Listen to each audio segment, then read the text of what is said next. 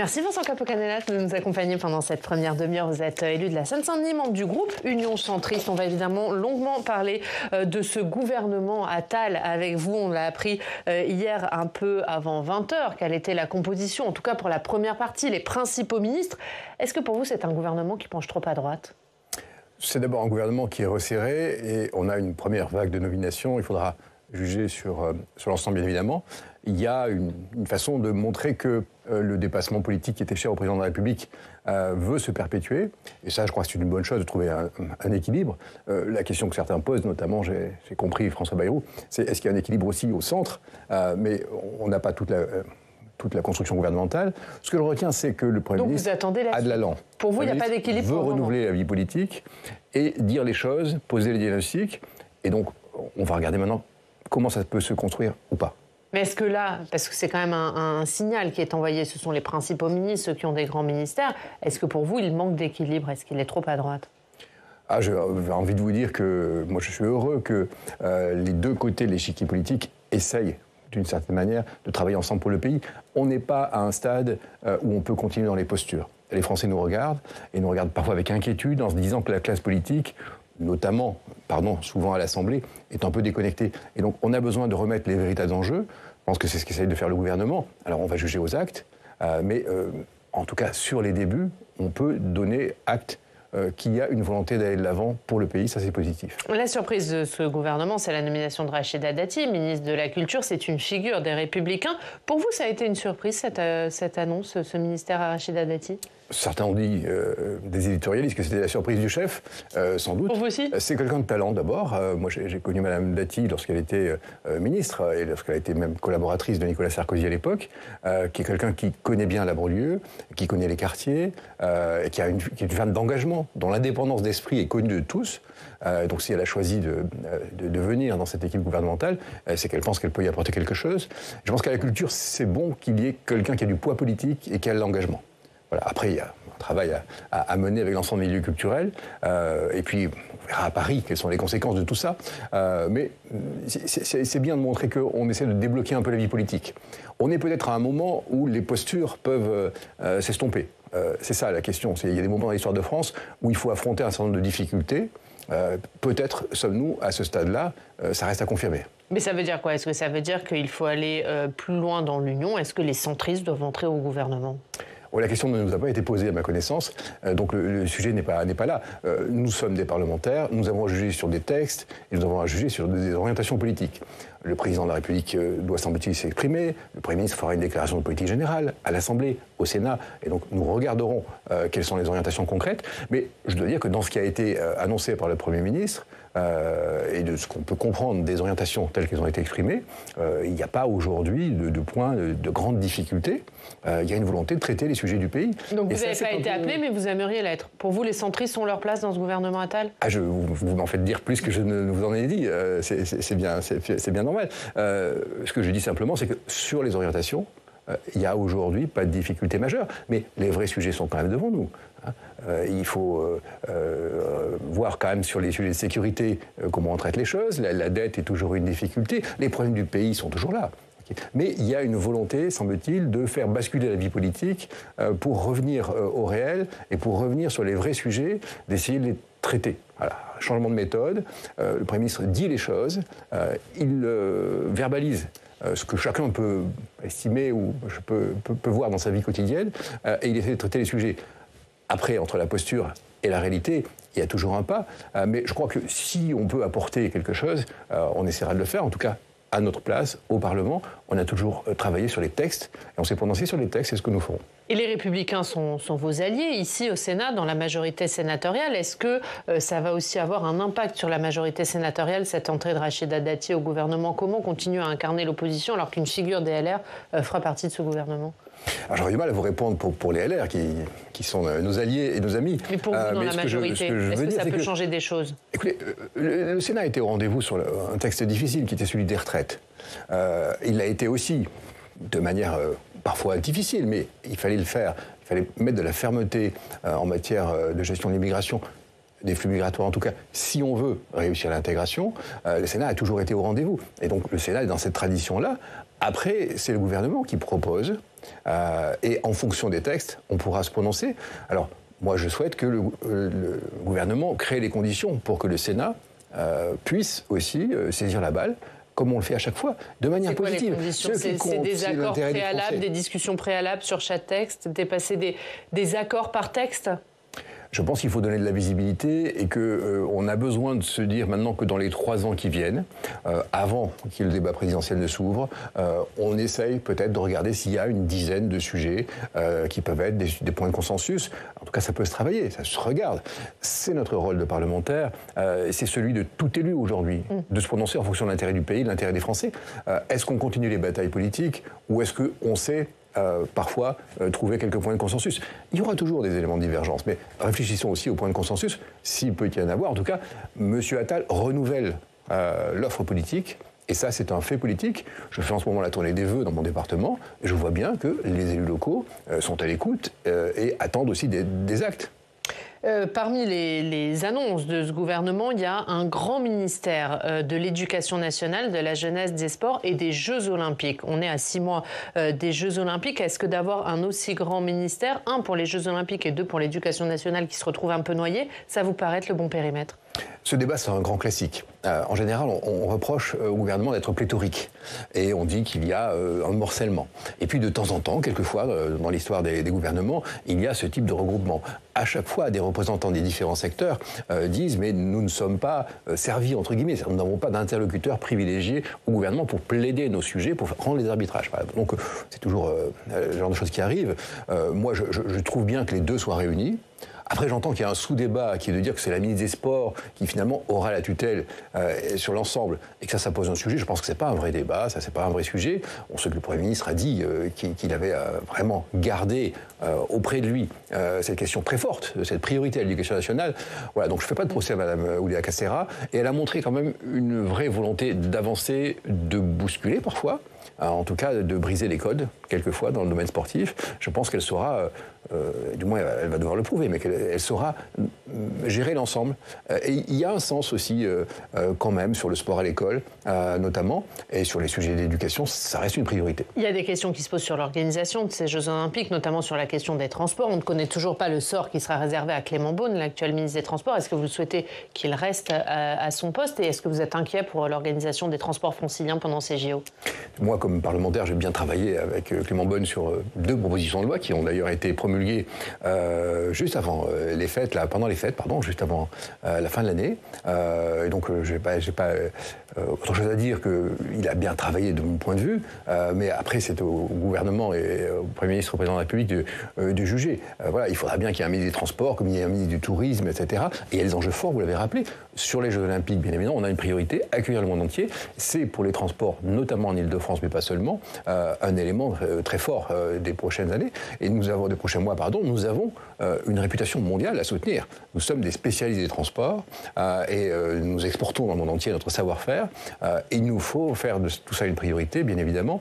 Je sais que la présidente d'Île-de-France Mobilité, Mme Pécresse, partage tout cela. M. Castex à la RATP et la SNCF sont mobilisés avec les travailleurs et tous les salariés du secteur des transports, pour qui ce sera une véritable mobilisation et je crois une fierté. On va continuer à parler de ce remaniement. On le disait, vous êtes membre de la Commission des Finances et c'est la stabilité à Bercy où Bruno Le Maire conserve le poste qu'il occupe maintenant depuis 7 ans. On va faire le point avec notre journaliste Quentin Calmet.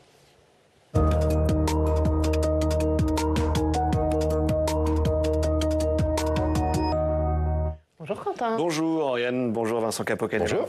Et Quentin, Bercy est donc l'un des pôles de stabilité de ce nouveau gouvernement. Bruno Le Maire reste ministre de l'économie, un poste qu'il occupe depuis 2017. Exactement.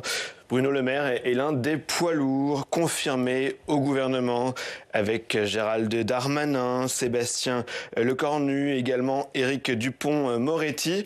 Parmi les informations des dernières heures, il y a l'annonce hier aux 20h de TF1 de nouvelles baisses d'impôts pour les ménages. Écoutez Gabriel Attal, donc c'était sur TF1 hier.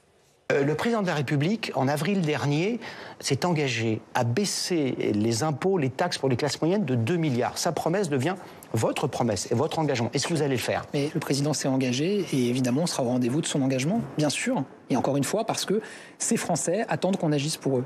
Voilà, qu'ils agissent pour eux. Effectivement, ça revient à cette idée, le Premier ministre qui dit vouloir de l'action, de l'action, de l'action, et des résultats, donc y compris sur la question de la fiscalité. Ouais, Vincent Capo-Canellas, Gabriel Attal a donc confirmé hier l'engagement de baisser les impôts pour les classes moyennes. Est-ce que c'est tenable compte tenu de l'état des finances publiques? Alors d'abord, c'est une confirmation. Si le Premier ministre était venu à la télé pour dire qu'il revenait sur une annonce qui a quand même été entendue par les classes moyennes, je crois que ça poserait une vraie difficulté. 2 milliards, il me semble que c'est du domaine du tenable. Mais ça reste effectivement difficile. Il faudra faire des choix. La vraie question, c'est comment c'est financé. Et donc, on va regarder comment le gouvernement propose les différents projets de loi de finances rectificatifs, s'il y a lieu, ou projet de finances à l'avenir, pour permettre tout cela. La question des classes moyennes est une question quand même essentielle. Faire, mais pas tout de suite, qu'il faut peut-être attendre un peu. D'abord, sur le fond, c'est une question essentielle. Parce que nos compatriotes qui travaillent ont souvent le sentiment, et trop souvent le sentiment, et c'est une réalité, de payer des impôts et de ne pas avoir le service qui va avec. Et à un moment donné, il y a un sujet sur la surcote.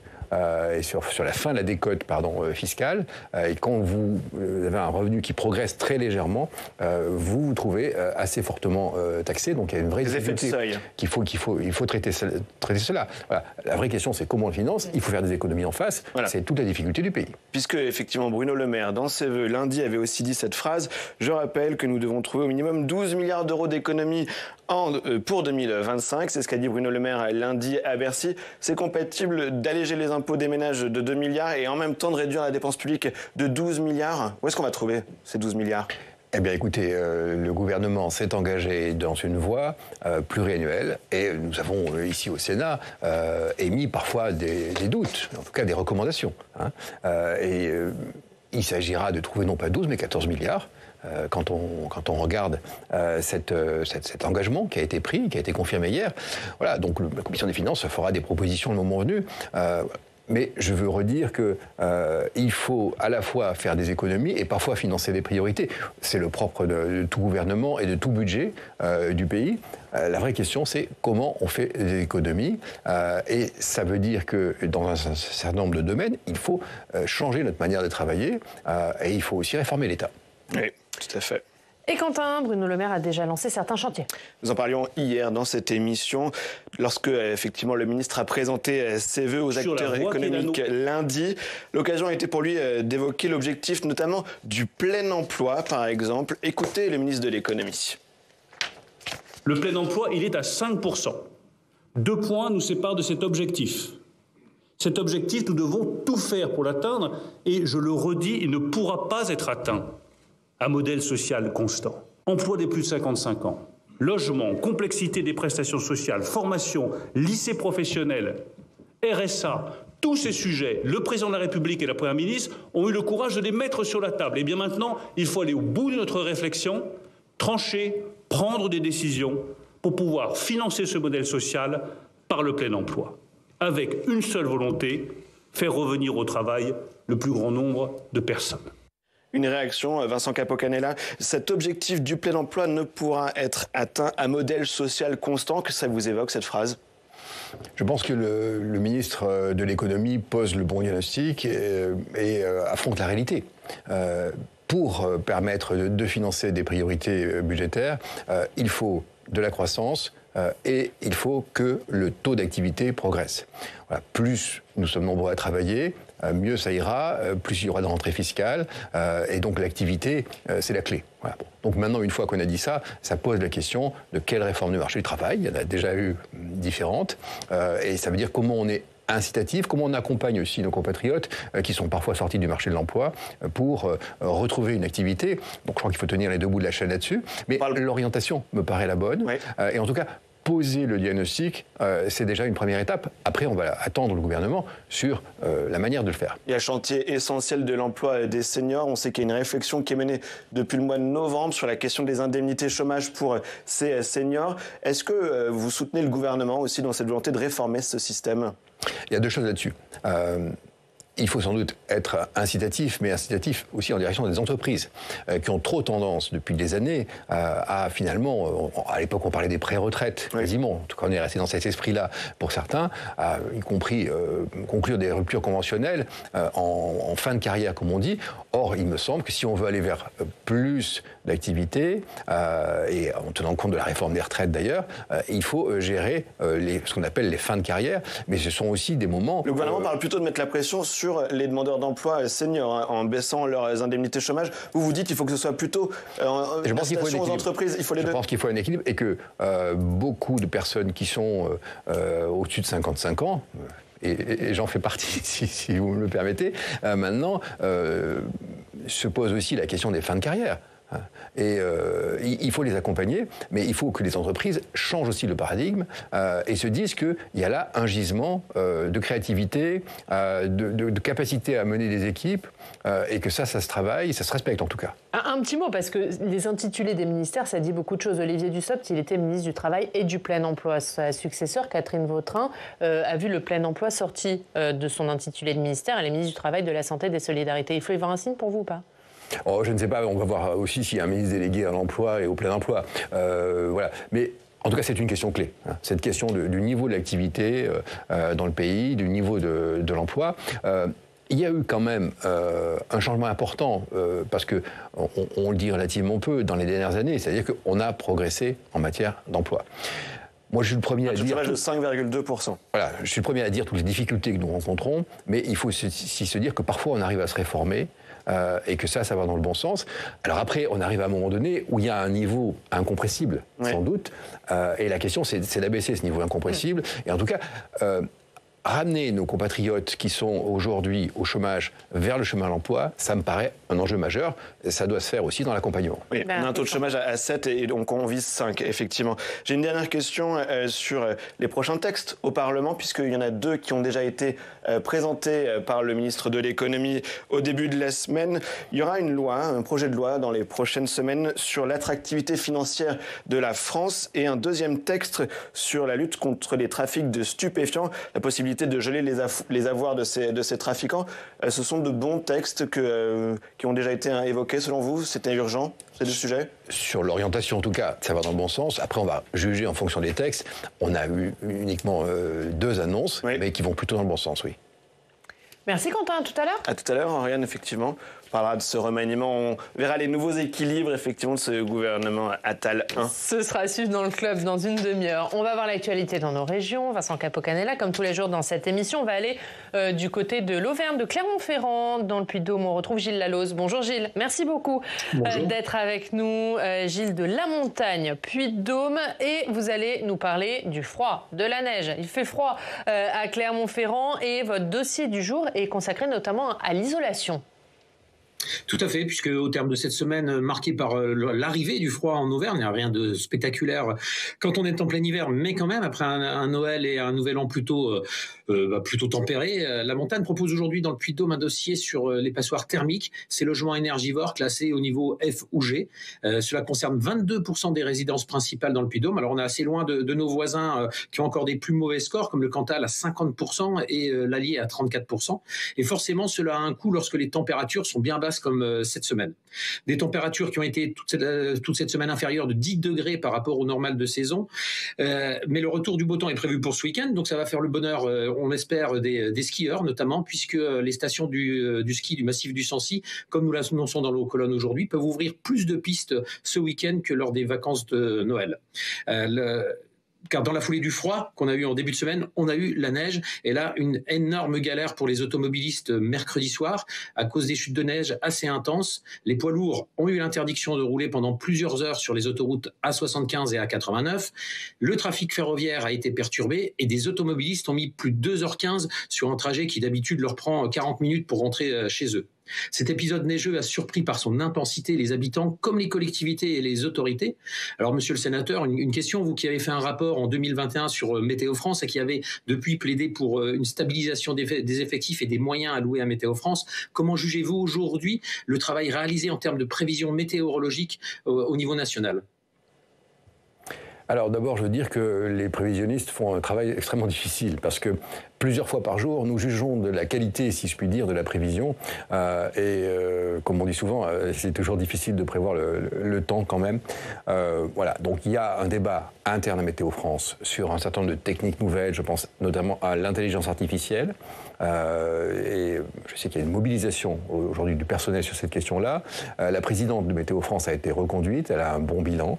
Le ministre, M. Béchu, a accepté, dans les débats budgétaires depuis 2 ans maintenant, de stabiliser les effectifs à la hausse quand même. Et il faudra du temps pour maintenir cette orientation et pour permettre à cet opérateur de continuer à être à la pointe. C'est un opérateur de très très bon niveau mondial, parmi les 3 meilleurs. Mais on peut admettre qu'en fonction des circonstances, en fonction du relief, il ne faut pas grand-chose pour que finalement la neige, par exemple, soit de quelques millimètres ou de plusieurs centimètres. Et on a un sujet quand même, y compris dans les régions urbaines, je crois que dans les régions de montagne, il y a plus d'habitude, on a un sujet qui est la désorganisation qui s'ensuit après, lorsque la prévision est un tout petit peu décalée. Voilà. Mais il y a eu des interrogations, parce que ça a touché évidemment Clermont-Ferrand. Il y a eu aussi de la neige qui est tombée sur la région parisienne en début de semaine, qui n'avait pas été prévue. Il y a eu des questions sur le système de prévision. On a dit que les systèmes de prévision allemands avaient prévu cet épisode, pas le système de prévision français. Est-ce qu'il y a des problèmes, des outils qui sont moins performants en Météo France? Je crois que Météo France est vraiment à la pointe. Il y a différents modèles. À la fin, encore une fois, il suffit de pas grand-chose, d'une petite différence pour que ça évolue. Alors moi, je suis le premier, effectivement, à dire on aurait dû peut-être améliorer la prévision. Il y a toujours des retours d'expérience, ça se travaille. Voilà, j'ai confiance dans l'opérateur Météo France. Vous le disiez, il y a des mouvements sociaux, il y a eu des grèves, notamment mercredi. Il y avait une grève pour demander l'abandon de la réorganisation. Vous qui avez travaillé sur le sujet, est-ce que vous pouvez nous dire quel est le problème et est-ce que vous comprenez ce mouvement ? Ce que je veux dire, c'est que la présidente de Météo France, il y a quelques années, avait mis un peu le pied sur le frein s'agissant de ce qu'on appelle l'intelligence artificielle. Et ensuite, on y vient petit à petit de manière maîtrisée et contrôlée, je crois. C'est parfois nécessaire aussi de se moderniser. Voilà, donc le débat portait, me semble-t-il, sur ce point-là. Je crois au dialogue social et je pense que à la fois l'effort budgétaire et le travail interne doit permettre de passer cette étape-là qui est quand même nécessaire. On va remercier Gilles Laloz. Merci Gilles, merci beaucoup d'avoir été avec nous depuis Clermont-Ferrand. Regarde la une de La Montagne, édition du Puy-de-Dôme, l'isolation. Casse-tête Auvergnat, c'est à la une de votre journal. Merci beaucoup Gilles Laloz d'avoir été avec nous. Un dernier mot sur un autre sujet sur lequel vous avez travaillé, c'est le contrôle aérien. Puisque on a appris qu'il y a un rapport du bureau Enquête et Analyse qui met en cause la responsabilité des contrôleurs aériens dans un incident qui a eu lieu à l'aéroport de Bordeaux. C'est il y a 1 an où une collision entre 2 avions avait été évitée de justesse. Est-ce qu'il y a un problème aujourd'hui avec le contrôle aérien en France? Je crois que c'est un rapport qui nous interpelle tous. Le ministre a demandé au directeur général d'aviation civile, sous quelques semaines, de prendre des mesures fortes sur le sujet. Il y a un sujet sur le temps de travail et sur le nombre de contrôleurs aux différents moments clés de la journée. Ça appelle des réponses, me semble-t-il, fortes là-dessus. Vous attendez du ministre des Transports La sécurité est la priorité, bien évidemment, en matière de contrôle aérien. Merci Vincent Capo-Canelas. Merci beaucoup d'avoir été notre invité pendant cette première demi-heure.